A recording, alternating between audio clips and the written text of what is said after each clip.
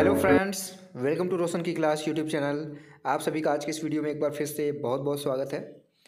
दोस्तों, आज की इस वीडियो में आप लोगों को यहाँ पे दिखाने वाला हूँ जीव विज्ञान की पाठ्य योजना।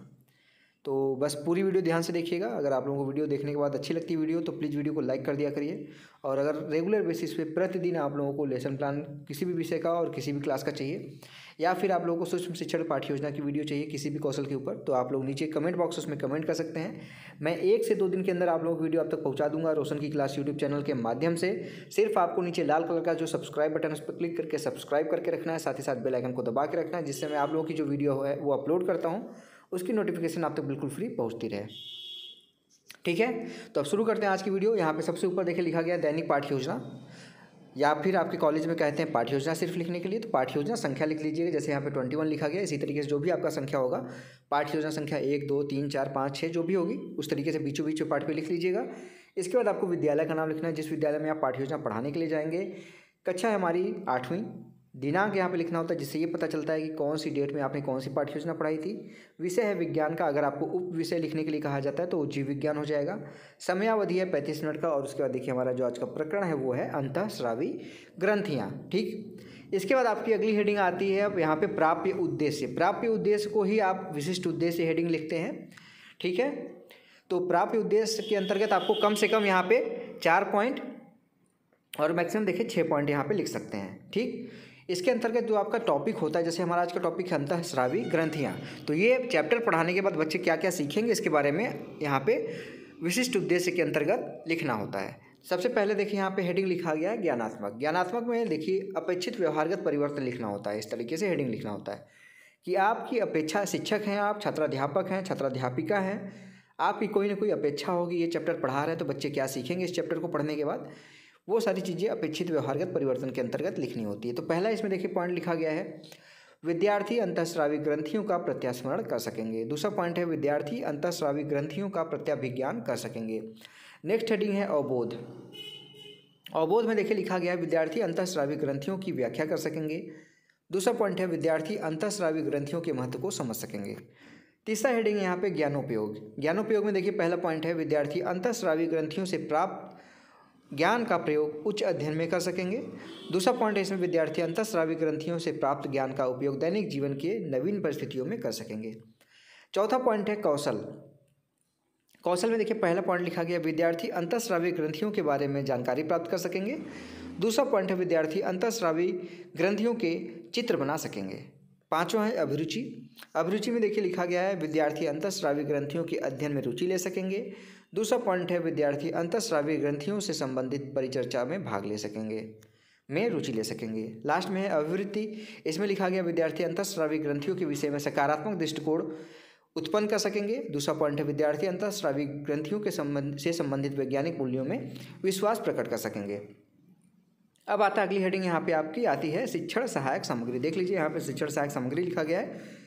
इसके अंतर्गत आप जो भी यहाँ पे सामग्री यूज करेंगे पढ़ाने के लिए अपनी 35 मिनट की क्लास में, 40 मिनट की क्लास में, उसके बारे में यहाँ पे लिखना होता है। देखिए लिखा गया यहाँ पे लपेट फलक, चौक, डस्टर, संकेतक, संबंधित चार्ट, मानव शरीर के अंतःस्रावी ग्रंथियों का चार्ट यहाँ पे बना सकते हैं, एवं समस्त कक्षोपयोगी शिक्षण सहायक सामग्री। नेक्स्ट हेडिंग है आपकी पूर्व ज्ञान। पूर्व ज्ञान में देखिए लिखा गया है विद्यार्थी अंतःस्रावी तंत्र के बारे में सामान्य जानकारी रखते हैं। अब आता है लेसन प्लान का सबसे इंपॉर्टेंट पॉइंट प्रस्तावना प्रश्न। प्रस्तावना प्रश्न को सबसे पहले यहाँ पे मैं बता दूँ इस तरीके से डिवाइड करना होता है। 3 कॉलम स्ट्रक्चर है। पहले में क्रम संख्या, दूसरे में आपका छात्राध्यापक क्रियाएं, या फिर लड़की हैं तो छात्राध्यापिका क्रियाएं हो जाएगा, और लास्ट में आता है आपका छात्र क्रियाएं। इसके बाद इसमें कम से कम आपका 3 प्रश्न पूछ के अपना प्रकरण निकलवा सकते हैं, और ज़्यादा से ज़्यादा 5 से 6 प्रश्न पूछा जा सकता है अपना प्रकरण निकलवाने के लिए। तो देखिए यहाँ पे पहला प्रश्न है आपकी आयु कितने वर्ष है। जो बच्चे आपकी क्लास में कक्षा 8 के हैं तो जो नॉर्मल एज होगी उनकी 11, 12, 13, 14 जो भी होगी, वो अपनी यहाँ पे सब बच्चे अपना अलग अलग उम्र बताएंगे। अब इसके बाद देखिए यहाँ पे है दूसरा प्रश्न है यहाँ पे 11 से 19 वर्ष के मध्य बालकों के चेहरे पर क्या यहाँ पे उगने लगता है। तो बच्चे बोलेंगे दाढ़ी मूछ। तीसरा है चेहरे पर दाढ़ी व मूछ शरीर के किसके श्रवण के कारण आती है। तो बच्चे हैं यहाँ पे हार्मोन आपका आंसर देंगे, और जो यहाँ पे आंसर आपको मिलता है वो सिर्फ ये नहीं है कि कोई एक बच्चा हार्मोन बोलेगा, सारे बच्चे हैं आपकी क्लास में, उसमें से कोई भी बच्चा है वो आपका जो आंसर देता है, आप जो चाहते हैं उससे आप अगला प्रश्न बना सकते हैं। फिर चौथा प्रश्न है, हार्मोन का श्रवण किसके द्वारा किया जाता है? तो बच्चे बोलेंगे अंतःस्रावी ग्रंथियों के बारे में, क्योंकि उनको अंतःस्रावी तंत्र के बारे में जानकारी है, पूर्व ज्ञान में आपने लिख दिया है। पांचवा है फिर प्रश्न यहाँ पे, अंतःस्रावी ग्रंथियों का क्या होती हैं? तो बच्चे ये हो सकता है सही से डिटेल में ना बता पाए, तो ये संभावित उत्तर हो जाएगा। उसके बाद जैसे संभावित उत्तर होगा आप अपना उद्देश्य कथन बोलिए। बच्चों, आज हम विभिन्न अंतःस्रावी ग्रंथियों, उनसे स्रावित होने वाले हार्मोन व इसके द्वारा शरीर पर पड़ने वाले प्रभावों का विस्तार पूर्वक अध्ययन करेंगे। अब आता है आपका, बच्चों को पता चल गया कि वो क्या पढ़ने वाले हैं, तो अब आता है हेडिंग प्रस्तुतिकरण। प्रस्तुतिकरण में देखिए यहाँ पे टोटल 5 कॉलम बनाना होता है। शिक्षण बिंदु, छात्राध्यापक क्रियाएं, लड़कियां तो छात्राध्यापिका क्रियाएं, छात्र क्रियाएं, विधि प्रविधि और लास्ट में श्यामपट्ट सार। इसमें सबसे पहले आपको देखिए यहाँ पे पहला शिक्षण बिंदु में पॉइंट है थायराइड ग्रंथि। विकासात्मक प्रश्न पूछिए, व्यक्ति बहुत कम लंबा या बहुत अधिक लंबा होता है तो ऐसी लंबाई क्या कहलाती है? बच्चे बोलेंगे असामान्य लंबाई या फिर विभिन्न प्रकार की भिन्न भिन्न लंबाई। दूसरा प्रश्न है, असमान लंबाई में यदि व्यक्ति बहुत छोटा ही रह जाता है तो उसे क्या कहते हैं? तो बौना कहते हैं। इसका आंसर बौना मिल जाएगा। तीसरा प्रश्न है, व्यक्ति बौने क्यों रह जाते हैं? तो ये संभावित उत्तर है, इसके बारे में बच्चे नहीं बता पाएंगे। ये प्रश्नोत्तर विधि थी, तो प्रश्नोत्तर विधि लिख दीजिए प्रविधि वाले कॉलम में। अब छात्राध्यापक यहाँ पे कथन दीजिए, पीयूष ग्रंथि द्वारा स्रावित वृद्धि हार्मोन लंबाई के लिए उत्तरदायी होता है। यह हार्मोन यदि कम स्रावित होता है तो व्यक्ति बौना रह जाता है, और यदि अधिक स्रावित होता है तो सामान्य से अधिक लंबा हो जाता है। हमारे गले में थायराइड यानी कि अवटु नामक ग्रंथि से थायरॉक्सिन हार्मोन स्रावित होता है। इसके निर्माण के लिए ग्रंथि को आयोडीन की आवश्यकता होती है। यदि हमारे भोजन में आयोडीन की कमी होगी तो गलगंड नामक रोग हो जाएगा।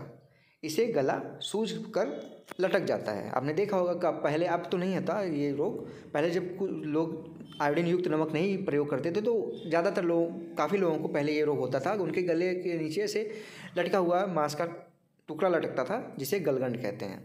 छात्र वाले कॉलम में देखिए लिखा गया है संभावित, यहाँ पे विद्यार्थी ध्यानपूर्वक सुनेंगे तथा मुख्य बिंदुओं को अपनी अभ्यास पुस्तिका में लिखेंगे। ये व्याख्यान विधि थी, तो यहाँ पे व्याख्यान विधि लिख दीजिए। इसके बाद यहाँ पे चार्ट आप बना सकते हैं, ठीक है।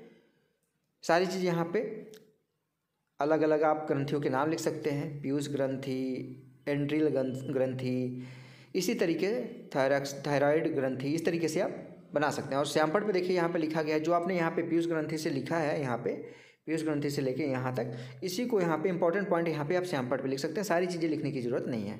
अब आता है बोध प्रश्न। बोध प्रश्न में देखिए यहाँ पे पूछा गया है, पहला अवट ग्रंथि हमारे शरीर में कहाँ स्थित होता है? तो बच्चे बोलेंगे गले में। दूसरा है प्रश्न, आयोडीन की कमी से कौन सा रोग होता है? तो बच्चे बोलेंगे गलगंड। ये प्रश्नोत्तर विधि थी, प्रविधि वाले कॉलम में प्रश्नोत्तर विधि लिख दीजिए। अब शिक्षण बिंदु में अगला पॉइंट है यहाँ पे अग्नाशय तथा एंड्रियल ग्रंथि। विकासात्मक प्रश्न फिर से पूछ लीजिए, गलगंड रोग शरीर के किस भाग में होता है? तो बच्चे बोलेंगे गले में। दूसरा प्रश्न है, गले में कौन सी ग्रंथि होती है? तो बच्चे बोलेंगे अवटु। तीसरा प्रश्न फिर है अवटु तथा पीयूष ग्रंथि के अतिरिक्त और कौन कौन सी ग्रंथियां हैं? तो बच्चे इसका उत्तर नहीं दे पाएंगे, संभावित उत्तर हो जाएगा। ये प्रश्नोत्तर विधि थी, तो प्रविधि वाले कॉलम में प्रश्नोत्तर विधि लिख दीजिए या फिर प्रश्नोत्तर प्रविधि लिख दीजिए। फिर से छात्राध्यापक कथन में अपना उसको व्याख्यान दीजिए। अग्नाशय ग्रंथि द्वारा इंसुलिन नामक हार्मोन का स्राव होता है। इंसुलिन हार्मोन की कमी से मधुमेह नामक रोग हो जाता है। इस रोग में रक्त में शर्करा बढ़ जाती है, जो हमारे शरीर के लिए हानिकारक है। एंड्रियल ग्रंथि एंड्रियलिन हार्मोन का स्रवण करती है। जब किसी कारणवश हृदय तेजी से धड़कता है और शरीर का रुधिर दाब बहुत बढ़ जाता है, तो यह इस संकटकालीन परिस्थितियों का सामना करने के लिए एड्रेनलिन हार्मोन हमारे शरीर को तैयार करता है। छात्र वाले कॉलम में सेम चीज़ लिखना है आपको। छात्र ध्यानपूर्वक सुनेंगे तथा मुख्य बिंदुओं को अपनी अभ्यास पुस्तिका में लिखेंगे। श्यामपट्ट पे भी जो इंपॉर्टेंट पॉइंट इसमें आपको लगे वो लिख सकते हैं। फिर से बोध प्रश्न आता है। यहाँ पे बोध प्रश्न देखिए दो पूछा गया है। अग्नाशय ग्रंथि में कौन सा हार्मोन स्रावित होता है? बच्चे बोलेंगे इंसुलिन। दूसरा प्रश्न है यहाँ पे इंसुलिन की कमी से कौन सा रोग होता है? तो मधुमेह होता है। ये आंसर मिलेगा आपको। प्रश्नोत्तर विधि थी, तो प्रश्नोत्तर विधि लिख दीजिए। अब आता है तीसरा यहाँ पे शिक्षण बिंदु में पॉइंट, यहाँ पे पैराथायराइड, थाइमस व पिनियल ग्रंथि। विकासात्मक प्रश्न फिर से पूछा गया, थायरॉक्सिन हार्मोन किस ग्रंथि का स्रावित होता है किस ग्रंथि से, तो यहाँ पे थायराइड ग्रंथि से। दूसरा प्रश्न है थायराइड ग्रंथि कहाँ स्थित होती है, तो बच्चे बोलेंगे गले में। तीसरा प्रश्न है गले में और कौन सी ग्रंथियाँ होती हैं, तो ये संभावित उत्तर है। हो सकता है आपको 1-2 ग्रंथि के नाम आप सुनने को मिले, ना ही तो हो सकता है बच्चे ना जवाब दे पाएँ। ये प्रश्नोत्तर विधि थी, प्रश्नोत्तर विधि लिख दीजिए। फिर से छात्र अध्यापक कथन में अपना व्याख्या दीजिए। हमारे गले में पैराथायराइड नामक 4 छोटी ग्रंथियाँ और पाई जाती हैं। ये पैराथायराइड हार्मोन स्रावित करती हैं जो रुधिर में कैल्शियम के स्तर को नियंत्रित करता है। थाइमस ग्रंथि वक्ष में पाई जाती है। यह थाइमोसिन नामक हार्मोन स्रावित करती है। बाल्यकाल में इस ग्रंथि के स्राव जननांगों का विकास में सहायता देती हैं। इससे शरीर में रोगाणु से लड़ने की क्षमता का विकास भी होता है। पिनियल ग्रंथि मस्तिष्क के केंद्र में पाई जाती है जिससे मेलेटोनिन नामक हार्मोन स्रावित होता है। यह हार्मोन हमारे सोने जगने के चक्र को नियंत्रित करता है तथा यह ग्रंथि जनन हार्मोन को भी नियंत्रित करता है। छात्र वाले कॉलम में देखिए सेम चीज़ लिखा गया। विद्यार्थी ध्यानपूर्वक सुनेंगे तथा मुख्य बिंदु को अपनी अभ्यास पुस्तिका में लिखेंगे। ये व्याख्यान विधि थी तो व्याख्यान विधि लिख दीजिए और आपको जो लगे इसमें से जो आपने छात्र अध्यापक कथन में लिखा है उसमें से जो इंपॉर्टेंट पॉइंट लगे आपको वो यहाँ पे आप लिख सकते हैं श्याम प्रसार में। ठीक है, वीडियो रोक के देख लीजिएगा उस चीज़ को जो लिखा गया है। अब इसके बाद फिर से बहुत प्रश्न पूछिए। पहला प्रश्न, बाल्यकाल में जननांगों का विकास किस हार्मोन द्वारा होता है, तो बच्चे बोलेंगे थाइमोसिन। दूसरा प्रश्न है यहाँ पे पैराथायराइड ग्रंथि कितनी होती हैं, तो बच्चे बोलेंगे 4। प्रश्नोत्तर विधि तो सेम चीज़ लिख दीजिए, प्रश्नोत्तर विधि प्रविधि वाले कॉलम में। अब आता है लास्ट में मूल्यांकन प्रश्न। मूल्यांकन प्रश्न देखिए पहला प्रश्न पूछा गया इंसुलिन हार्मोन किस अंतःस्रावी ग्रंथि द्वारा स्रावित किया जाता है। ऑप्शन 4 है, इसमें से बताना है बच्चों को। दूसरा प्रश्न है बच्चों में रिक्त स्थान की पूर्ति करना है। ग्रंथि का आकार बड़ा होता है, अबॉर्ट या फिर थाइमस। तीसरा प्रश्न है हार्मोन हमारे शरीर में अंतःस्रावी ग्रंथियों द्वारा रक्त में स्रावित होती हैं। सत्य है क्या, ट्रू फॉल्स है, सत्य है या असत्य बताना है। चौथा प्रश्न है यदि किसी व्यक्ति का गला लटक कर सूज जाता है तो उसे कौन से रोग की संभावना है। और पांचवा प्रश्न है यदि किसी व्यक्ति को मधुमेह रोग है तो आप उसे क्या सलाह देंगे। लास्ट में आता है गृह कार्य यानी कि होमवर्क। ये इसमें देखिए दिया गया प्रश्न हमारे शरीर में कौन कौन सी अंतःस्रावी ग्रंथियाँ हैं, इनके द्वारा स्रावित हार्मोन्स के नाम लिखकर ले आना है। लास्ट में हेडिंग है पर्यवेक्षक टिप्पणी। आपके द्वारा जो पढ़ाया गया अभी पाठ्य योजना उसमें आपने जो अच्छाइयाँ की हैं, अच्छे तरीके से जो पढ़ाया है या फिर आपके अंदर कोई कमियाँ हैं तो पर्यवेक्षक यहाँ पे नीचे टिप्पणी लिखेगा। तो दोस्तों ये था पूरा का पूरा आज का लेसन प्लान। अगर आपको आज का लेसन प्लान पसंद आया हो तो प्लीज़ वीडियो को लाइक करना मत भूलिएगा। सिर्फ आप लोगों की हेल्प के लिए यहाँ पे मैं डेली बेसिस पे वीडियो बनाता हूँ। और अगर अभी तक रोशन की क्लास यूट्यूब चैनल पे नए हैं तो प्लीज़ नीचे लाल कलर का जो सब्सक्राइब बटन है उस पर क्लिक करके सब्सक्राइब करना मत भूलिएगा। साथ ही साथ जैसे ही सब्सक्राइब करेंगे एक बेल आइकन आएगा, उसको दबा के ऑल नोटिफिकेशन ऑन कर लीजिएगा। तो फ्रेंड्स मिलते हैं नेक्स्ट वीडियो में, तब तक के लिए आप लोगों का बहुत बहुत धन्यवाद। जय हिंद, वंदे मातरम।